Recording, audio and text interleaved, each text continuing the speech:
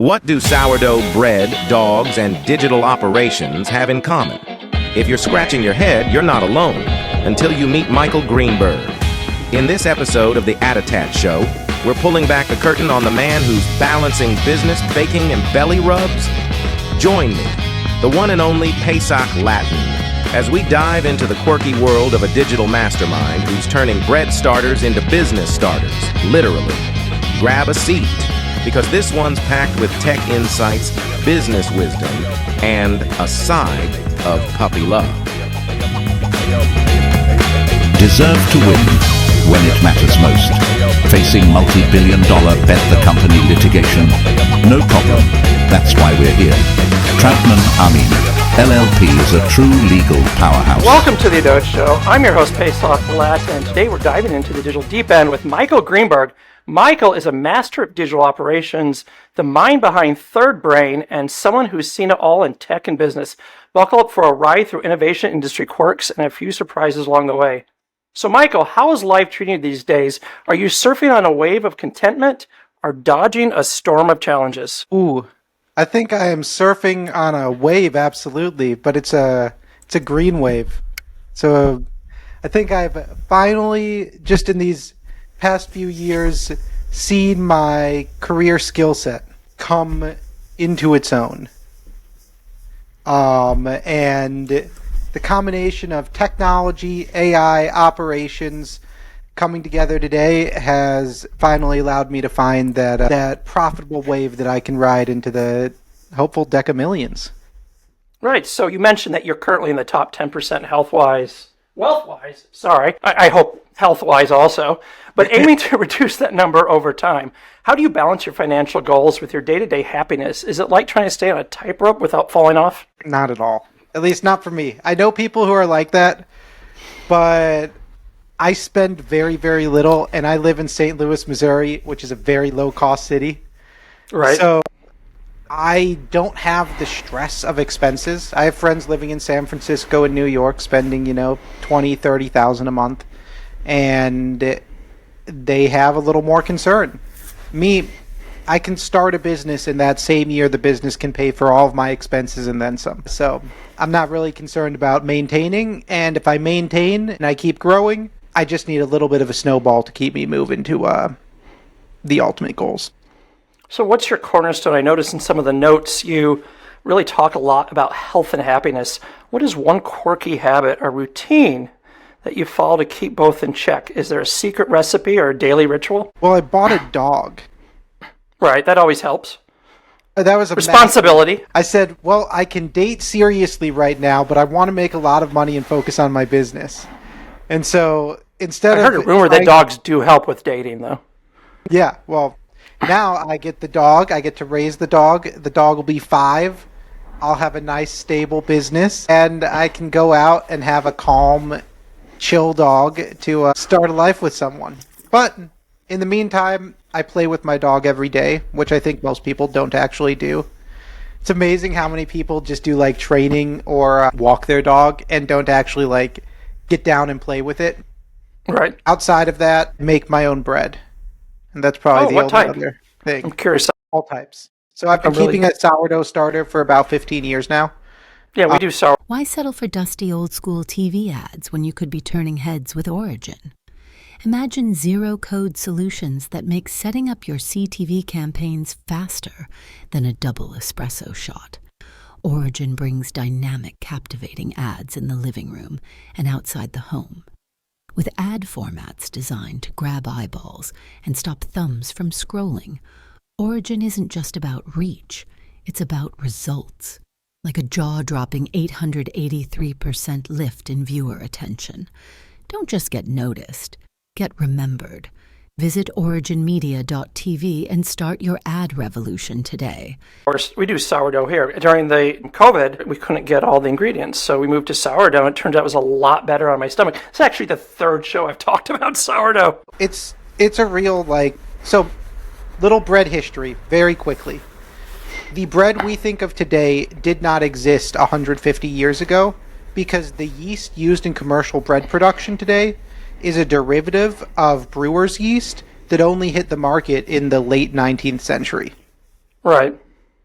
I think it's really interesting when I even talk about, and going back to a little bit of my other background, when I talk about like biblical bread and stuff, and people are like, how did it not rise? And I was like, because they didn't have brewer's yeast. They would make it, and they let it rise it was basically sourdough. They let it rise and they'd make it. So and it was very much like modern sourdough. So people always ask, like, well, how was the matzah? What it was like? And so it was kind of like pita. It was just very long, chewy, and flat, the original matzah. Well, yeah. I mean, you can still get similar breads from the region today.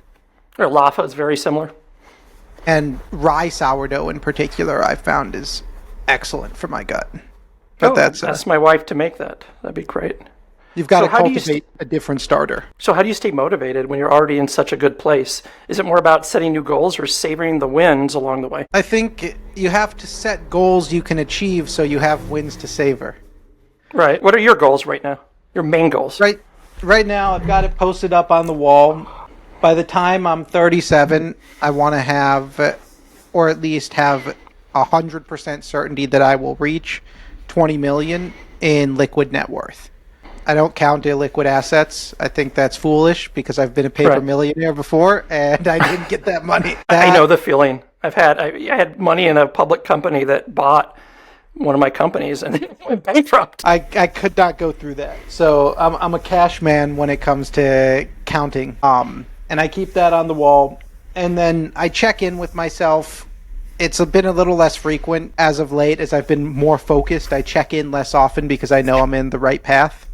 But I check in with myself and I write in my journal, do a little scorecard of how do I feel on health, wealth, love, productivity, fitness. How do I feel about these things? And if I see myself going really off course, then I'll make an adjustment to the way I live. So what's your go-to strategy for managing stress?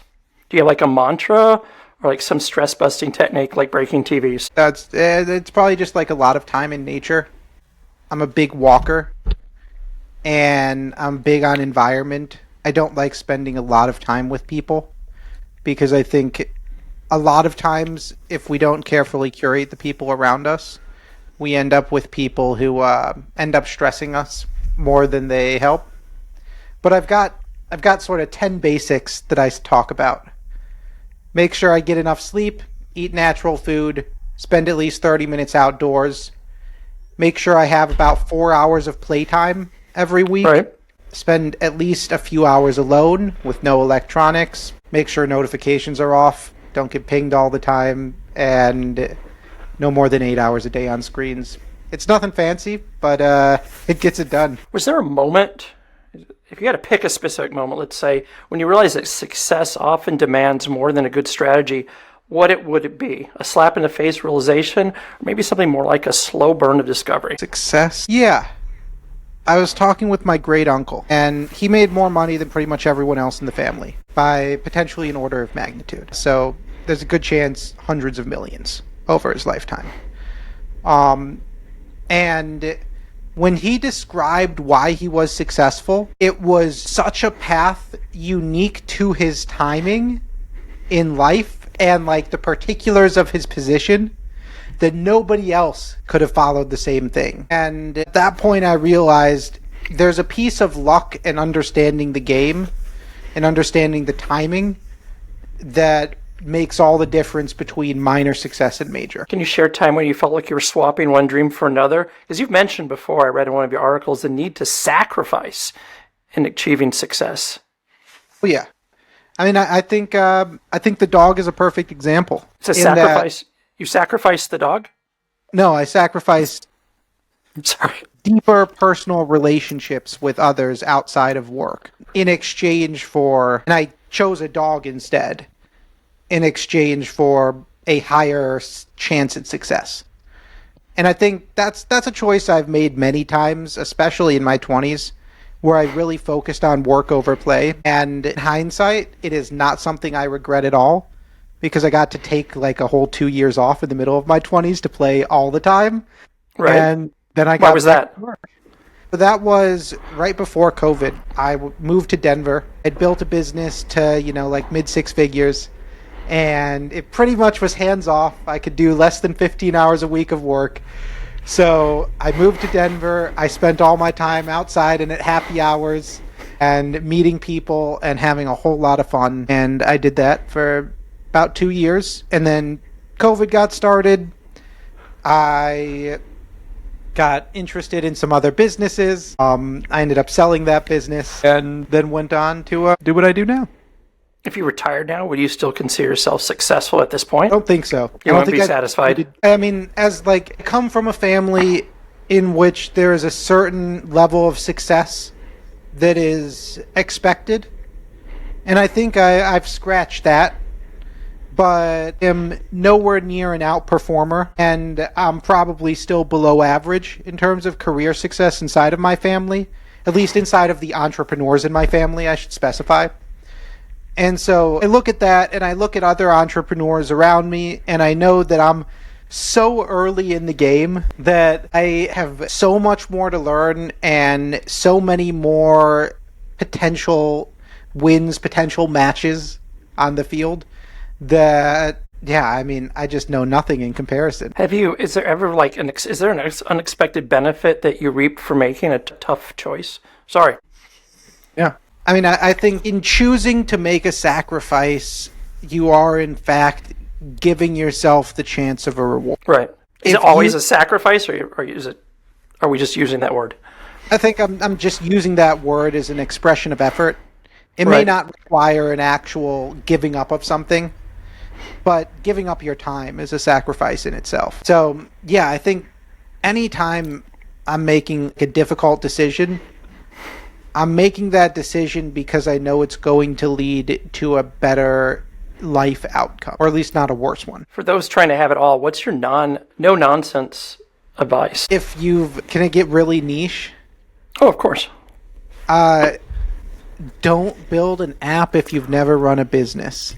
Don't build a product if you've never run a business, period. I realize this is maybe only applicable to a small section of us, but there's so much to learn in operating and understanding how businesses in the world operates and how money flows between these entities that I think somebody trying to build a product, if they're not like a mad inventor or if they're not inspired by a deep problem, they are better off going to understand the world of the way money flows. And once you understand that, it is much easier to build a business that can be successful. But like, I didn't understand pricing and volume of service delivery for the first 5 years I was operating. And what's the main thing you learned? Sorry? What's the main thing that you learned Learn from what? from those years of learning? I think I've learned what not to do, which is don't do most things. Right. Maybe I've learned focus is the better way to put it.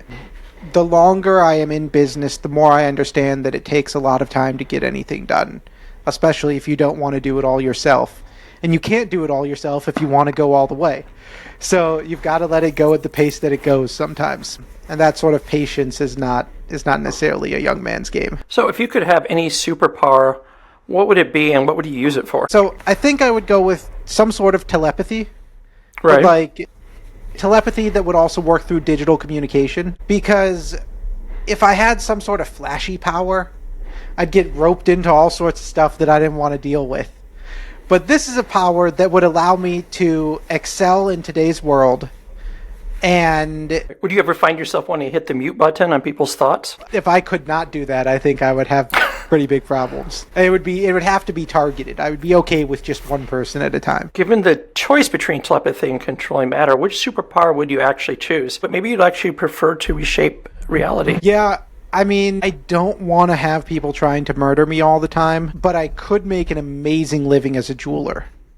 Right. And so when I balance those two options with the way 3D printing is going right now, I think I'm still going to take the telepathy, only because anyone found out about that sort of matter manipulation would either be assassinated or controlled by a government. Probably the latter. I think we've all seen that science fiction movie. I've seen X-Men. I know how this goes. Are you a Magneto fan? He's become more popular recently. I've always generally rooted for him. Right. I understand his position at least. I'm not always in agreement with the means, Right. but he has a story that I can definitely sympathize with. So, go ahead. The good news is we all the pauses are edited out automatically. Oh, great. Sorry. It's just when it comes to like the whole issue of X-Men and like the way they deal with the mutants in the series, it's always just interested me why they never really tried to integrate. Like, if you just had mutants doing jobs that were suited to their superpowers, right, with such an efficient economy. I've also noticed that in reality, mutating the vast majority of the superpowers would be useless. You know, like someone who just has a lot of phlegm that comes out of his mouth, and that wouldn't be very useful. But especially if we believe that genetics could advance to that degree, you'd have a lot of weird superpowers. Hey, I want to move a little bit onto business. We spent 20 minutes on some fun but ridiculous stuff. What's one trend or practice in digital operations that feels like a colossal waste of time and energy, like rearranging the deck chairs on the Titanic? And how can businesses avoid these pitfalls? I think that it is very common for a business to want to start automating things. Especially now. That's the word. Everything's AI, even though 90% of it is not AI. Just machine learning. I think we talked about it in the show 100 times. It's all machine learning, but not real AI. Yeah, well, it's really difficult. And when I say AI on most shows, I'm actually talking about just deploying like Gen AI, large language models, and just the text versions. But I think just even general automation, like data automation, simpler hard-coded stuff. Companies try to do that. Businesses try to do that before they actually have like workflow documentation and an understanding of where the data needs to move through all of the different software. And what ends up happening is either they end up building some complex, really difficult to maintain integrations because they chose systems that don't integrate well with each other, or they don't automate in a way that is beneficial long term because they don't account for the entirety of the process. Is there a prevalent myth about tech integration that drives you up the wall? Building an integration is also all of the automations that you could build on top of it. That's a myth? I think at least that's a myth I see people. I see people think that when we say let's build this integration, that they assume that is also going to be the list of 30 automations we want to build on top of that. But in reality, for a lot of integrations, you're building some sort of middleware component, and then you're building all of the automations on top. So it's like it's a two-stepper. And that's really just like a communication issue, but it's one of the things that I have to reset with people almost every time when we're starting. Like, you want all of your data integrated so it all talks to each other and we have one data warehouse. Great, so does everybody else. There's a reason why at a legacy system that takes 6 months to do. Right, speaking of legacy systems, it must be like a juggling act with all these really old systems. How do you keep things from collapsing under the weight of outdated practices? We document everything before we start. That's right. The really boring part of the process that companies don't want to do, so they hire us. We come in and we document all the processes and we map where the data goes from A to B to C to D. And then we find out this is where the things are. This is where that old process is. This is why it's set up that way. And then we can actually build things that are going to fit. Do most companies, do they trust you or do they fight back? I'm curious, they don't want to have their baby called ugly type stuff. Yeah, I think it depends on the company. Older companies are generally more open to this sort of thing because they have more experience with change and they know that the thing doesn't really fit anymore. But if it's a company where maybe they've been going through 5 or 10 years of really fast growth and you've got one leader who's sort of built up an entire department, if that leader is not bought in, then it becomes a very, very difficult battle. How important is the buy-in? I mean, you can't get anything done without it. This is a people problem first. Technology is the easy part of the puzzle. Right. Like, convincing people to do things differently is much harder than swapping out what database you use. Do you find it's older or younger people? Like maybe the younger people think they know more? Yeah, I'd say if somebody's over 40, they are generally very easy to work with. If somebody is between 30 and 40, it largely depends on how they were raised and how technology adept they feel. And then if they are under 30, in most cases, the younger they are, the less they understand technology and the less comfortable they are with it, which is kind of counterintuitive. But like the sweet spot, 25, 26 maybe to like 38, those folks understand the technology and they will take to the training pretty readily. So what's the biggest scaling issues you encounter on a day-to-day basis? I mean, it's definitely, inside of companies we work with, it's definitely keeping documentation up to date. Things change, edge cases, new policies, and nobody updates the SOP. And so that's something we just try to check in on quarterly for most major processes. But outside of that, it's not planning for the scale. So, we choose a system and that system maxes out at 5,000 records. And we're at 4,000 customers right now, adding 300 a month. We need to migrate in the next 3 months. That's not a situation anyone really wants to be in. If you look at the businesses that really want to do automation for all their operations, how many right now do you think are blatantly behind the times? Percentage, if you could give it. Got to keep in mind, I work with clients. We have at least one client a quarter come to us and reveal they are still using carbon copies. You like actual carbon copies. Actual carbon and then all typing machines and everything. This is just something like that. Or Windows 2000 Those haven't been around since 2000 at least, yeah. So like, and why? Is it just that's what they've been doing? Is that what they just say to you? That's what we've been doing and that's it? Yeah, normally they come in and it's a leadership transition. Either our client has acquired the company or there's a family change inside of the company. New blood comes in. Somebody's been running the business for the past 10, 15 years, kind of checked out. And, they're a semi-absentee owner who's now exited the business. And so there's just a lot of lag in updating processes because things still worked well enough to run. Normally this is like a $5 to $10 million a year business, maybe $3 million. So big enough that like everything sort of can keep on running, but they're not massive. They don't have big management teams inside of them. And so with that sort of business, it's very common for processes to just not be updated for 20 or 30 years. Is there one industry that's like really behind the times? Yeah, it's construction and like commercial services because they have field crews. And so in order to like move a field team into the 21st century, every foreman needs a tablet and most of your team is going to need smartphones. And that means you probably have to issue company devices. And so it's just kind of a big cost structure that they've avoided. Yeah, that's definitely the most behind. Manufacturing too. Is there any emerging technology though that you're really excited about? And how do you see it addressing the challenges in operations? Yeah, so I am really excited about what we are seeing happen with, let's call it flexible structured data systems.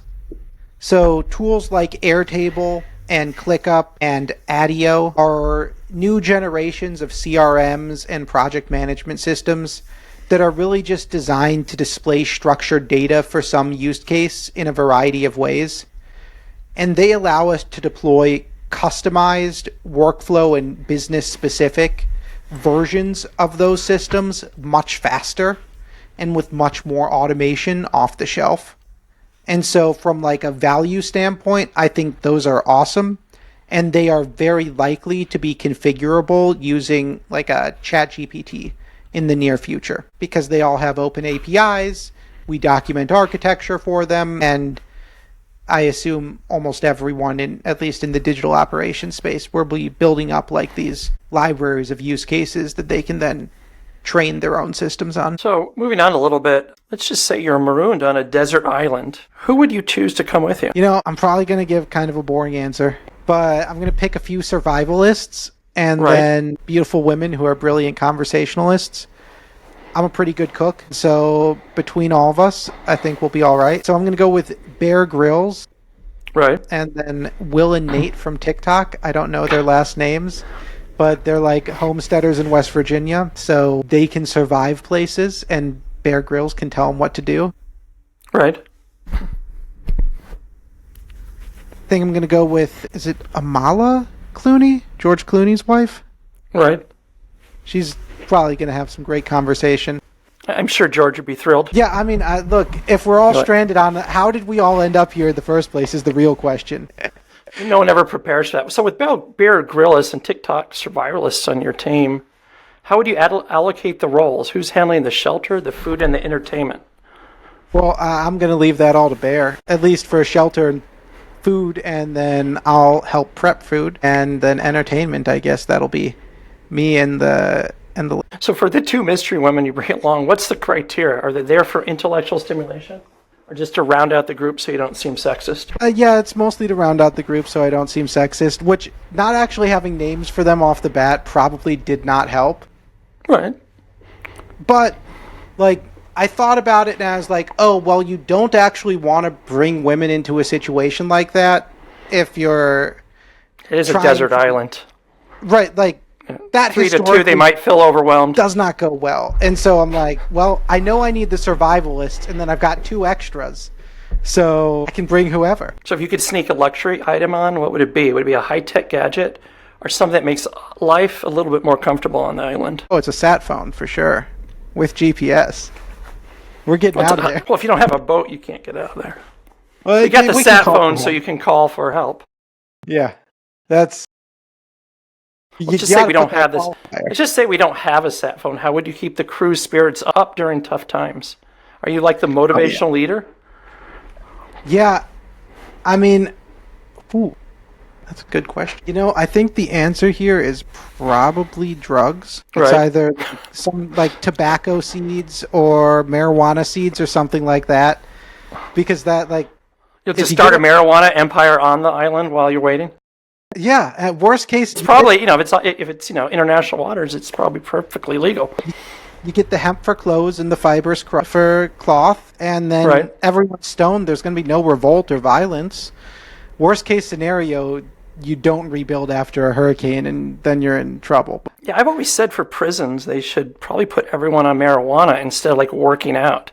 It feels like the people go to prison, they should get calm and chill instead of buff and more violent.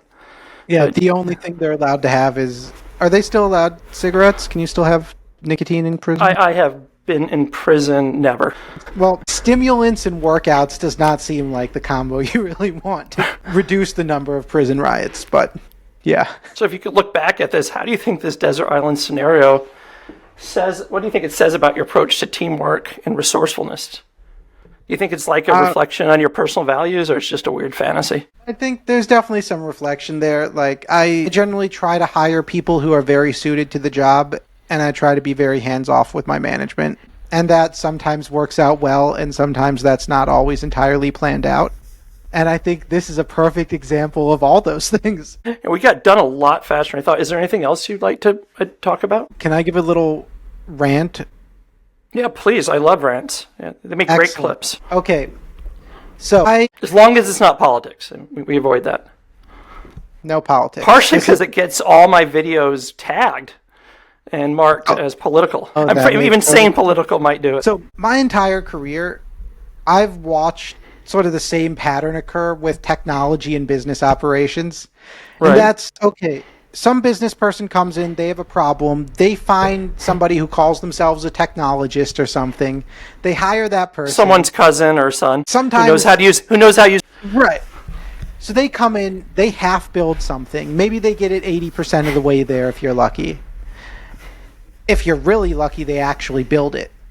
But then they walk away. And normally you can't reach them again whenever it's broken. There's no documentation usually. Never any documentation. Nobody knows how to use the code. It's terribly commented. That would happen. And then eventually a company would either be like, okay, we need to do this all in-house, or we're going to swear this off forever. And that would just 10x if a company was growing fast or if it'd been around for a while. That really annoyed me because every time I go to talk with somebody, they always have a story of, our web developer ditched out on us after we spent $50,000, or we've got a Salesforce implementation that was never finished. And it seems like people just, whatever the newest technology is, they jump on the bandwagon, they get as much cash as they can, and they leave everyone high and dry. I hate that. Yeah, but you wouldn't have a business otherwise. If people didn't make big mistakes, they'd never hire you. That is very true. But I have two big problems with that model. One, it's all designed about project-based work, and project-based work is a terrible incentive structure for any capital investment in a business. Like, the idea that you could hire somebody outside your business and pay them a massive sum of money, and that they will then believe and be accountable for the long-term success of that project 5 years after they leave is ridiculous to me. So that's number one. And that means that they are incentivized to do shoddy work that looks good on the surface and is not designed for the future. And number two, as a business owner, as a service provider, that's a bad model for me, because it misaligns my incentives and it means that I don't have recurring revenue. I might make more margin, but I'm lazy at the end of the day. I don't want to have to go get new clients every month. I want to go get new clients once a year at most. And that led, after a whole lot of time and me working inside of companies, that led me realizing this really happens to three people. It happens to high growth business that's growing so fast they are scaling and their operational debt is building up. It happens to an older business that, as a result of technology change over time, they've sort of lost some of that opportunity. And it happens to high volume businesses, mostly like professional services, that sort of thing, where they're mostly built on labor costs and they're trying to use technology to gain some sort of edge in that. So before we go, go ahead, continue, please. All of them, every client comes and they're looking for the same five things: consistency, clarity, capacity, confidence, and cash flow. And in order to get to cash flow, you need confidence in your business, and you can't get confidence in your business unless your team has capacity and clarity and your operations are running consistently. And that can only happen when the technology and the people and the process all work. And the only way to get the people to follow the process and the technology is to be like, hey, you have to do that, which most companies don't want to do. They don't want to force people to follow something. And the only way to get people to use the technology that will make the process easier, in many cases, to tell them, hey, you have to use the technology. But it is amazing what happens in companies when everyone actually does the thing the way it's supposed to be done using the tools built for the task. Companies soar, and most people are just unwilling to put the little spit and gristle down to make that happen. Hey, so before we leave, I'd like to ask everyone, if you could send yourself a time-traveling text message to when you first started, what would you tell yourself? Get a job. I meant when you started in the industry. Yeah, go get a job. Oh, don't do what you... So, what did you do? Go ahead. I dropped out of school. I went to a coding boot camp, and then I got a job. But the job I got was CTO/COO of a pre-seed startup, and then we went to... So that wasn't a real job. I went and raised money, and then I started a company, and I didn't actually really work for somebody until a few years ago. You think it would help you to learn about the business more? If I had spent 2 years working at businesses and just stacking a little extra cash on the side, understanding what it means to show up and work at a job every day, and understanding what it's like to be employed, it would have gotten so much farther, so much faster. And that's a wrap. From scaling businesses to mastering sourdough and even dishing out dating advice, Michael Greenberg has shown us there's more to success than just numbers on a screen. Whether you're here for the tech tips or just curious how a dog fits into digital strategy, I think we can all agree Michael's got it figured out. Big thanks to our sponsors for making this episode possible: Troutman, Amin, and Origin. If you're looking for cutting-edge legal insights or the latest in connected TV innovation, these are the folks leading the charge. We couldn't do it without you. Thanks for tuning in to the ADOTAT Show. If you loved today's chat, hit that subscribe button, give us a like, and drop a comment with your thoughts. Stay bold, stay curious, and as always, know more than you did yesterday.